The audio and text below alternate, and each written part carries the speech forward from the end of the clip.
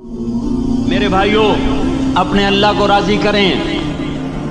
جن دکانوں کے پیچھے نمازیں چھوٹ گئیں، جن دکانوں کے پیچھے سچ کو طلاق ہو گئی، جن دکانوں کے پیچھے دیانت چلی گئی، خیانت آ گئی، بددیانتی آ گئی، ہاں اللہ تعالیٰ قیامت کے دن کہے گا بددیانت سے، وہ تو نے جو امانت کھائی لے کے آ، وہ امانت جو تو کھا گیا تھا لے کے آ۔ کہے گا یا اللہ کہاں سے لاؤں، وہ تو دنیا میں رہ گئی۔ اللہ تعالیٰ فرمائیں گے پڑی ہوئی ہے جہنم میں، پڑی ہے، جا اٹھا کے لا۔ وہ جہنم میں کیسے جائے؟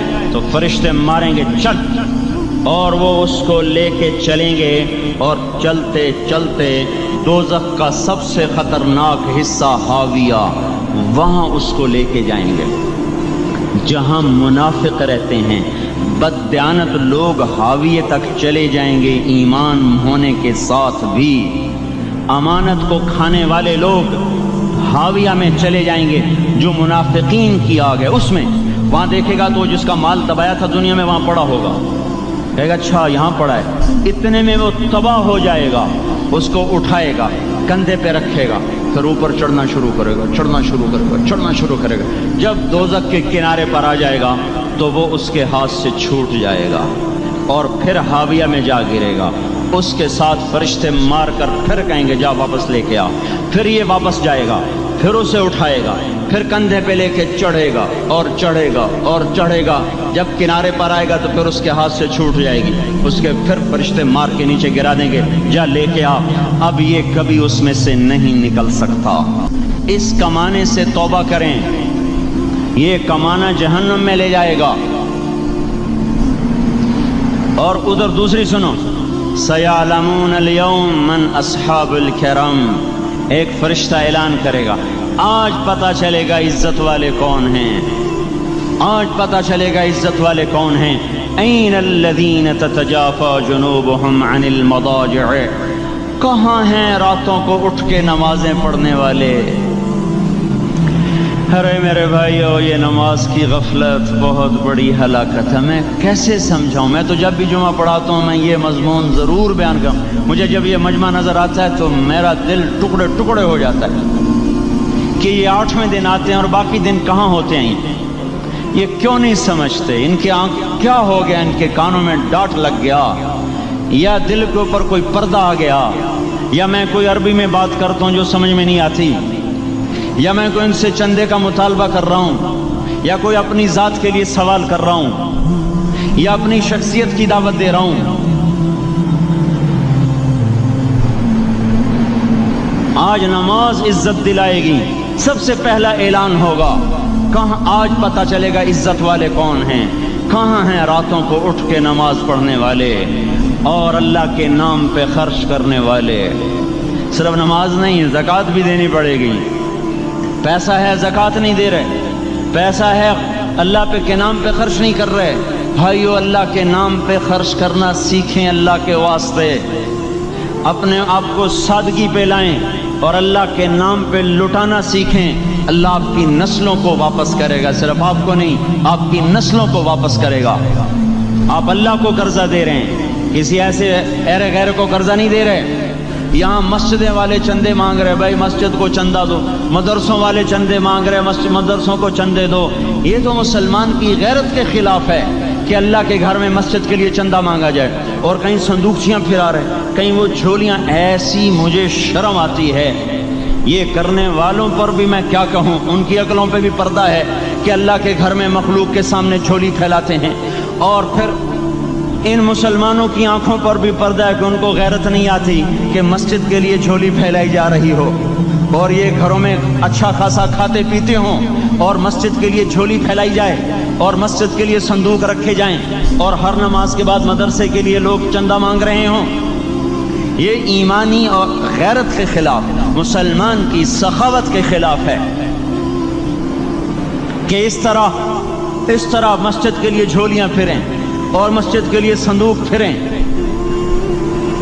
ہم تو اللہ کے نام پہ بے دھڑک لگائیں، اقیم الصلاۃ و آتوا الزکاۃ، اقیم الصلاۃ و آتوا الزکاۃ 67 دفعہ یہ حکم چلا ہے، اور ہر دفعہ زکوٰۃ کے ساتھ نماز نماز زکوٰۃ زکوٰۃ نماز نماز زکوٰۃ زکوٰۃ نماز۔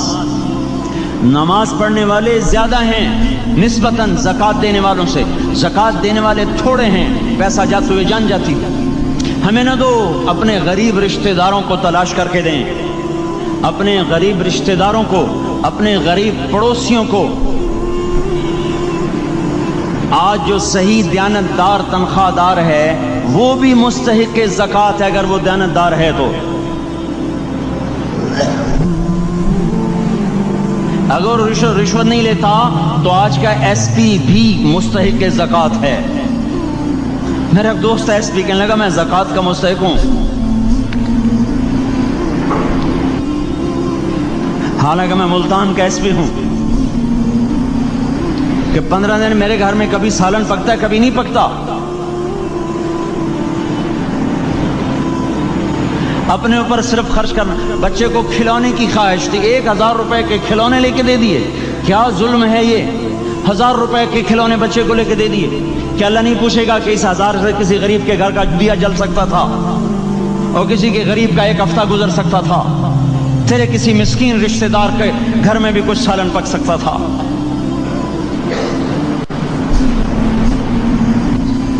رزق دیا تو اس کا ہوش نہیں کہ اس کا حق ادا کریں، جان دی تو اس کا ہوش نہیں کہ اس کا حق ادا کریں۔ سجدہ جان کا حق ہے، اور زکوٰۃ اور صدقات یہ مال کا حق ہے۔ میں کب اپنے لیے مانگ رہا ہوں؟ میں کہہ رہا ہوں اللہ اپنے غریب رشتہ داروں کو دیں، ان کو تلاش کریں اللہ کے واسطے۔ اپنی بیویوں سے پوچھو سونے کی زکوٰۃ دی ہے؟ دے، ورنہ تو خود پکڑی جائے گی، تیرا زیور تیرے لیے گنجا سانپ بن کے تیری زبان کو ڈسے گا۔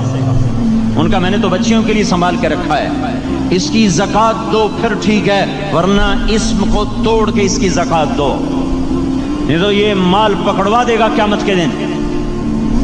نماز نہیں چھڑا سکتی اگر زکوٰۃ نہیں دی، اور زکوٰۃ نہیں چھڑا سکتی اگر نماز نہیں پڑھی۔ مسجد بنا دی 50 لاکھ میں، اگر خود نمازی نہیں تو یہ مسجد بنانا اسے جہنم سے نہیں بچا سکتا۔ میرے بھائیوں، اپنی جان کا بھی صحیح استعمال کریں اور اپنے مال کا بھی صحیح استعمال کریں۔ ہم ایسے اندھے نہیں ہیں کہ جو بچے نے چاہا لا کے دے دیا، جو بیگم نے مانگا اٹھا کے دے دیا۔ نہیں نہیں، ہم پہلے دیکھیں گے اپنے اوپر۔ حضرت عثمان رضی اللہ عنہ کے پاس ایک سائل ہے، حضور سے مانگنے آیا، آپ نے کہا عثمان کے پاس چلے جاؤ۔ عثمان سے مانگنے گئے تو آگے بیوی پہ لڑ رہے، کس بات پہ؟ یوں کہہ رہے وہ باہر چھوٹے چھوٹے گھر ہوتے تھے تو باہر آواز آ رہی، بیوی کو کہہ رہے اللہ کی بندی رات تو نے چراغ میں بتی موٹی ڈال دی، وہ بتی ڈالتے تھے نا اس کی روئی کی، تو تیل زیادہ جل گیا۔ تو یہ کہنے لگے یہ کس کنجوس کے پاس بھیج دیا؟ جو بیوی پہ لڑ رہا ہو کہ تو نے بتی موٹی ڈالی ہے تو یہ مجھے کیا دے دوں، یہ دمڑی بھی نہیں دے گا۔ جب ان کو باہر بلایا اور خیرات مانگی کہ وہاں سے آیا ہوں، تو انہوں نے اندر گیا، ایک تھیلی اٹھائی، نہ پوچھا کہ کتنے چاہیے، نہ پوچھا کہ کون، 3000 درہم اٹھا کے دے دیے۔ وہ حیران ہو کے کہنے لگا یار ایک بات تو بتاؤ۔ کہا کیا؟ کہا یہ مجھے تو نے اتنے دے دیے کہ میری اگلی نسل کو بھی کافی ہیں، اور خود بیوی پہ تو لڑ رہا تھا کہ بتی موٹی کیوں کر دی؟ کہنے لگے وہ اپنی ذات پہ خرچ تھا، وہ پھونک پھونک کے کرنا ہے، یہ اللہ کو دے رہا ہوں جتنا مرضی دے دوں، یہ تجھے تھوڑا دے، اللہ کو دے رہا ہوں۔ تو اپنی جان کو بھی لگائیں اللہ پر اور اپنے مال کو بھی لگائیں اللہ پر۔ اور میرے بھائیوں اپنی کمائیوں کو حلال پہ لائیں، اور بیویوں کو سمجھا دیں کہ ہم تمہاری خاطر دوزخ میں نہیں جا سکتے۔ یہ ہم اس پر توبہ کریں، اس پر توبہ کریں، اور یہ آبادی ہر وقت ہونی چاہیے مسجد کی۔ چلو کوئی جو جہاں سے بھی آیا ہے مسجد کے عادی بنو میرے بھائیوں۔ ہماری جماعت گئی تھی اردن میں 1991 میں، تو ہم اسرائیل کے بارڈر پر چلے۔ انہوں نے بتایا کہ یہ ہم سے آمد رفت بات چیت ہوتی رہتی ہے، چونکہ کچھ عرب ادھر رہتے ہیں کچھ عرب ادھر رہتے ہیں، رشتہ داریاں ہیں۔ تو کہا یہ یہودی ہم سے پوچھتے ہیں تمہاری فجر میں نمازی کتنے ہوتے ہیں اور تمہارے جمعے میں نمازی کتنے ہوتے ہیں؟ ہم نے پوچھا یہ تحقیق کیوں کرتے ہو؟ ان کا ہماری کتابوں میں یہ ہے کہ جب فجر کی نماز کے نمازی اور جمعے کی نماز کے نمازیوں کی تعداد برابر ہو جائے گی تو یہودی دنیا سے مٹ جائیں گے۔ اب یہاں فجر میں 1.5 صف ہوتی ہے اور جمعے میں باہر بھی صفیں بنی پڑی، چلو میں کہتا ہوں مان لیا 1/3 طبقہ باہر سے آیا ہے، یہ 2/3 تو یہیں سے اٹھ کے آیا ہے، یہ کیوں نہیں ہر نماز میں آتا؟ میرے بھائیوں اپنے حال پہ رحم کریں، اللہ کے واسطے میری پکار کو سنیں۔ میں آپ کو کوئی فلسفہ نہیں سمجھا رہا، میرا روزانہ ہر جمعہ جب آتا ہوں میں یہی مضمون بیان کرتا ہوں، میں روزانہ آپ کو نیا بیان سنا سکتا ہوں۔ 360 دن ہیں، میں اللہ کے فضل سے آپ کو روزانہ نیا 360 دن میں آپ کو 360 نئے بیان سنا سکتا ہوں۔ لیکن میں یہاں بیان کرنے نہیں بیٹھتا، اپنا دکھڑا میں روتا ہوں کہ پوری گلستان کالونی جہنم کی طرف جائے اور میں ان کا پڑوسی ہوں اور میں انہیں جہنم میں جاتا دیکھوں اور میری ہائے نہ نکلے تو میں ڈوب کے مر جاؤں۔ جلتا کتا ہم نہیں دیکھ سکتے اور اس ہماری آنسو نکل پڑیں، چوہے کو ہم جلتا نہیں دیکھ سکتے اور میں اتنی شکلوں کو جہنم میں جاتا دیکھوں۔ جس نے فجر آج نہیں پڑھی اس نے پر جہنم کو واجب کر لیا، جو اب آئندہ اثر نہیں پڑے گا اس پر جہنم واجب ہو گئی۔ پھر میں کیا مضمون بیان کروں، کیا فلسفے بیان کروں؟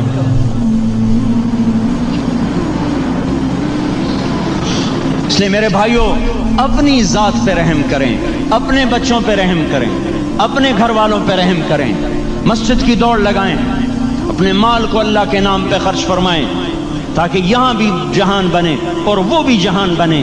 کیا زندگی ہے، چلتے چلتے سانس نکل جاتا ہے پھر یوں مٹ جاتے ہیں جیسے دنیا میں کبھی آئے نہ تھے۔ پوتے پوچھتے ہیں ابا دادا کی قبر کہاں ہے؟ ابا کہتے ہیں بیٹا یہیں کہیں مل گئی، پتہ نہیں کہاں ہے۔ آج تو اگلی نسل دادے کی قبر نہیں دیکھ سکتی۔ ہم اس دنیا کی خاطر اللہ کے باغی ہو جائیں۔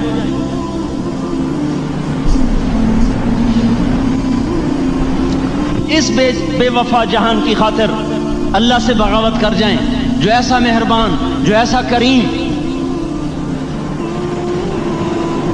تو اس لیے میرے بھائیوں اللہ کے واسطے اللہ کی بارگاہ میں توبہ کریں اور اپنے اللہ کو راضی کریں۔ یہی میری فریاد ہے، یہی میری پکار ہے۔ میں بھی توبہ کرتا ہوں، آپ بھی اللہ کی بارگاہ میں توبہ کریں کہ کوئی کام اللہ کی منشا کے خلاف نہ ہو۔